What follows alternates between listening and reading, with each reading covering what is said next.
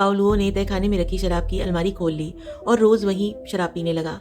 इससे भी भयानक बात यह थी कि उसका शरीर अब भी सिकुड़ता जा रहा था। वह जानता था कि देर सवेर वह एक मकड़ी से भी छोटा हो जाएगा। मजबूरी में उसने मकड़ी से निपटने के लिए एक इंजेक्शन की सुई का सहारा लिया। लेकिन तभी एक बेहद नाटकीय घटना घट गई। सौभाग्य से बाथटब में जो मछली थी वह सुनहरी मछली थी, शार्क नहीं। किस्मत से पाउलुओ की जान बच गई। तहखाना अंधेरा और शोर से भरा था। चारों ओर मकड़ियां फैली हुई थी। मकड़ियों का शिकार बनने से बचने के लिए बाउलुओ ने एक बोतल का ढक्कन उठाया और धीरे धीरे मकड़ी को फंसाने की कोशिश करने लगा। लेकिन उसे उम्मीद नहीं थी कि उस मकड़ी की इंद्रियां इतनी तेज होंगी कि वह उसके जाल में बिल्कुल नहीं फंसी।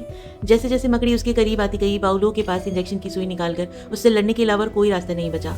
लेकिन उसने मकड़ी की ताकत को कम आंका और आखिरकार उसे कोने में चिपना पड़ा। फिर भी मकड़ी पीछे हटने को तैयार नहीं थी। इसी नाजुक पल में उसकी किस्मत ने साथ दिया। उसके हाथ जमीन पर पड़ी एक टहनी लग गई। उसने उसी से मकड़ी के सर पर वार कर दिया। आखिरकार वह उस डरावने घर से किसी तरह निकल पाया। लेकिन तहखाने में सिर्फ एक ही मकड़ी नहीं थी। सुरक्षित जगह ढूंढने के लिए बाउलुओ ने कुछ टुकड़े इकट्ठा किए और जलावन की एक छोटी पेटी ढूंढी। उसने सोचा कि तहखाने में आग जलाकर अपने शरीर को गर्म करेगा, पर उसकी ताकत बहुत कम थी। वह कई बार कोशिश करने के बाद भी लकड़ी नहीं जला पाया। अब आगे से उसने हार नहीं मानी। न जाने कितनी कोशिश करने के बाद आखिरकार आग जल ही गई। आग जलने के बाद बाउलुओ को थोड़ी राहत मिली, लेकिन दिन ब दिन उसका शरीर लगातार सिकुड़ता जा रहा था। अंत में वह लगभग एक चींटी जितना छोटा रह गया। अचानक उसे तहखाने में किसी के कदमों की आहट सुनाई दी। बाउलुओ घर की ओर दौड़ा और चिल्लाया, लेकिन उसकी आवाज इतनी पतली थी कि इंसान उसे सुन ही नहीं सकते थे। वह तो लगभग लोगों के पैरों तले कुचला ही जाने वाला था। तभी उसे यह एहसास हुआ कि वह आदमी घर बेचने वाला एजेंट था।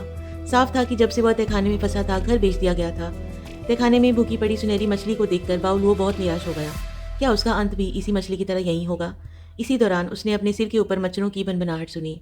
जब उसने एक मच्छर को खिड़की से बाहर उड़ते देखा तो उसे समझ आ गया कि यहाँ से निकलने का सिर्फ एक ही रास्ता है। क्योंकि उसका शरीर लगातार छोटा होता जा रहा था, वह लकड़ी की